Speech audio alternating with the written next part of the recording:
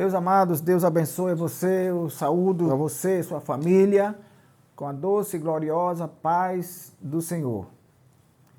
Quero louvar a Deus por esta grande oportunidade.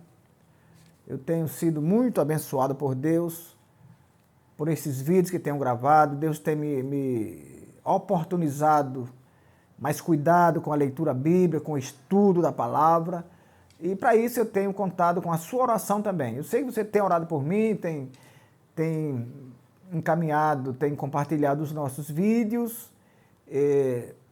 tem assistido, tem feito algo para nos ajudar a pregar o Evangelho. Ainda no livro de Atos dos Apóstolos, eu volto para o capítulo 2, versículo 37. Se você quiser, você pode ler conosco. Atos 2, 37. Nós continuamos falando da igreja iniciante. Glória a Deus. Ouvindo eles isto, compungiram-se em seu coração e perguntaram a Pedro e aos demais apóstolos: que faremos, varões irmãos? Glória a Jesus. Falaremos nesta oportunidade sob o tema A Convicção de Pedro a respeito da igreja iniciante. Queridos irmãos, nós estamos vivendo ali o primeiro século da igreja. Várias coisas têm acontecido. Jesus havia sido recebido no céu. Matias havia sido escolhido como o 12º apóstolo. A igreja estava inaugurada. No dia de Pentecostes, que era uma das 7 grandes festas ordenadas por Deus a Israel, o Espírito Santo havia descido sobre as pessoas. O Pentecostes era uma festa realizada 50 dias após a Páscoa. Então nós estamos vivendo essa experiência nova. Mas, depois de tudo isso, dessas experiências, a Bíblia diz que muita coisa haveria de acontecer naqueles dias. Quando Jesus subiu, ele disse: eu vou subir, eu vou estar com o Pai, mas vocês vão fazer coisas maiores do que eu fiz. E os discípulos pegaram isso. Eles abarcaram essa promessa.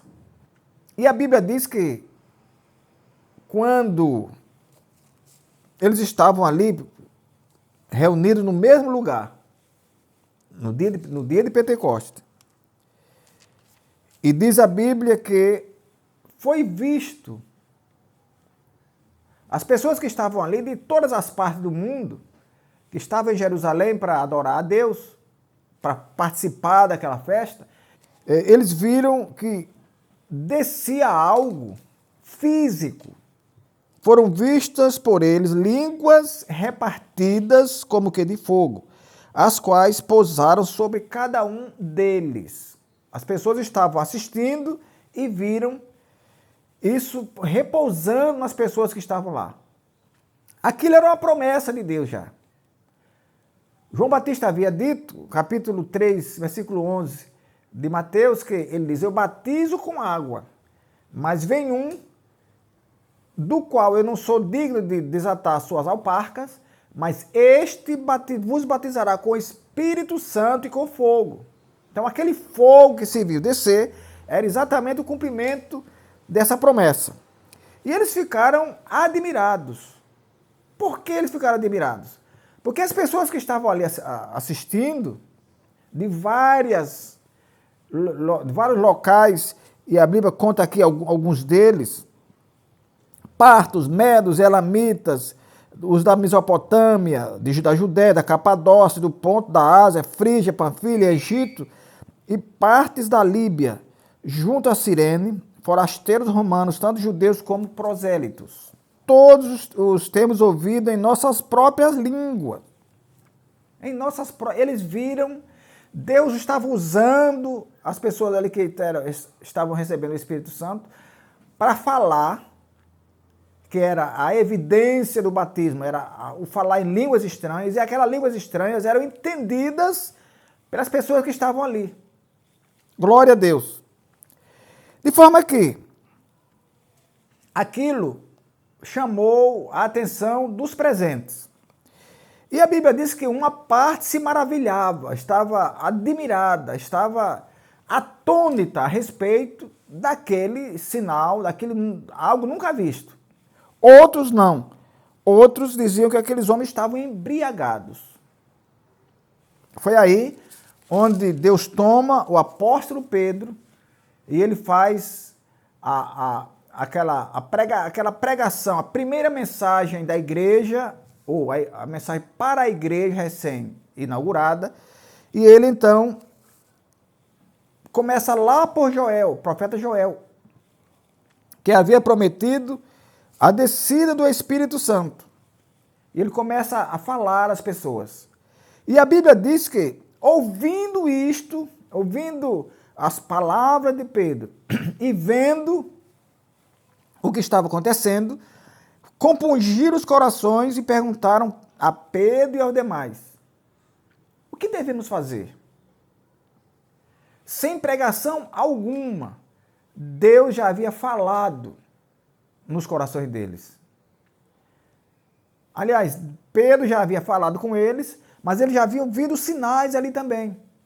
Então, os seus corações já amoleceram diante daquilo e eles já estavam querendo ter a experiência que eles tiveram. E eles perguntam: o que é que nós devemos fazer?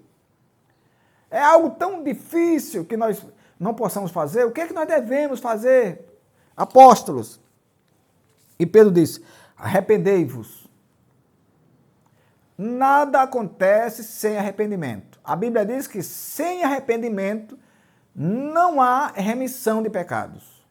Arrependei-vos e cada um de vós seja batizado em nome de Jesus Cristo para perdão dos pecados e recebereis o dom do Espírito Santo. Quer dizer, vocês se arrependem, se batizam e estas são as garantias, o arrependimento e o batismo são as garantias de que você também vai, como estes aí, receber o dom do Espírito Santo. Pedro tem uma convicção inabalável de que aquela igreja que fora colocada nas mãos dele pelo próprio Jesus Cristo serviria de sinal na terra.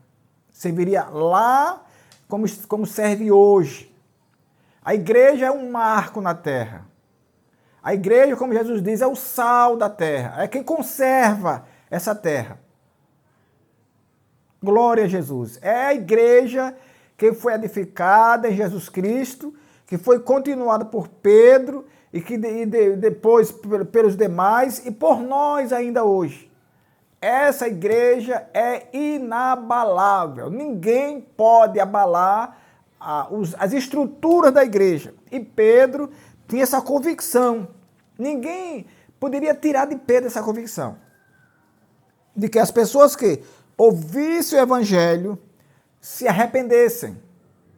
Se arrependendo, a Bíblia diz que quem crê e for batizado será salvo. E se arrependendo, se batiza e pode receber o dom do Espírito Santo. Ele diz, porque a promessa vos diz respeito também. Glória a Deus. A promessa não era algo exclusivo para os judeus. João diz que ele veio para os judeus, mas os judeus não o receberam. Então, todos quanto o receberam, diz a Bíblia, deu-lhes o direito de serem feitos filhos de Deus. Pedro, então, transfere essa promessa também para aquelas pessoas. A promessa também vos diz respeito. Não diz só respeito a mim e nem aos meus colegas apóstolos. Nem aos que vêm correndo lá de Jerusalém. Vos diz respeito também. Glória a Deus. Não só a vós, mas a vossos filhos e a todos os que estão longe. E tantos quantos Deus nosso Senhor chamar. nós aqui estávamos arrolados nessa palavra de Pedro. A promessa dizia respeito àqueles que estavam ali presentes. A promessa dizia respeito aos filhos daqueles que estavam ali presentes. A promessa dizia respeito aos que estavam longe, nós aqui que estávamos longe.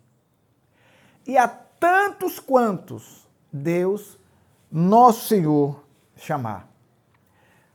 Como Pedro, eu também tenho uma convicção inabalável, que esta igreja que foi comprada com o sangue de Jesus Cristo, essa igreja muitas vezes perseguida, essa igreja muitas vezes desacreditada, essa igreja muitas vezes zombada, é ela mesma que vai ser levada para o céu.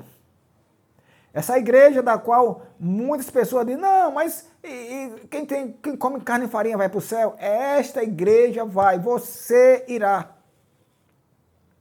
A Bíblia diz que quem invoca o nome do Senhor será salvo. Essas pessoas invocaram, perguntaram a Pedro o que deveriam fazer. Pergunte também você, se há alguma dúvida no seu coração. Procure um amigo, alguém que conhece o Evangelho. Vá numa igreja evangélica. Não olhe a placa, não. Vá numa igreja evangélica. A promessa também vos diz respeito. Não fique fora dessa promessa. Você também é participante dela. Quando Jesus nasceu, foi avisado. Hoje vos nasceu o Cristo, Salvador de todos. Não há uma única pessoa que esteja fora dessa promessa. Você é também alguém que está rolado nessa promessa, apesar de não merecer como eu não mereço. Mas você também está rolado porque Deus é gracioso. Você está rolado pela graça de Deus, isto é, por um favor que Ele dá que você não merece. Um favor que Ele me deu e que eu não merecia.